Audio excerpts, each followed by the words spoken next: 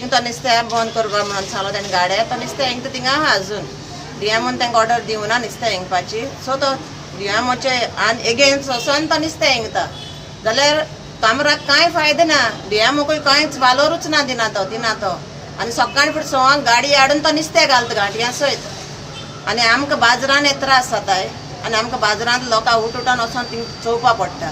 कित्याक आमकोडे नुस्तें आसता तेंकोडे नुस्तें आसना आमी पोतून हिंगा येताय सीओ मेळों येताय हेजे गाड्यांचेर वयताय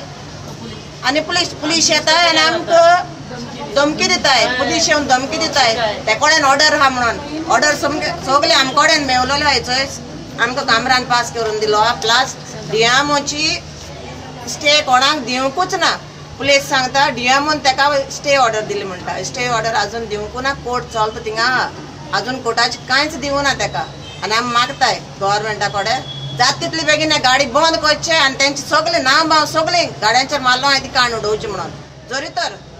डीएमओ पासून एक्शन घेयना जाल्यार हे सगळे बायल उठोवन वचोन तेगेली गाडी फोडटली ही नेम शाप घायला ती पासून आमी ते काडून उडयतली केस खंय कोर्टात आसा तो कांयच उलोवंक शकना stopping the person from selling of the fish. So if he is and the matter is already before sub judice before DMA. So I will take appropriate action in the matter after consultation with my advocate. I am afraid that since the matter is pending with the higher authority, I may not invite any contempt against me. प्रुडंटा खातीर विक्रम नाईक.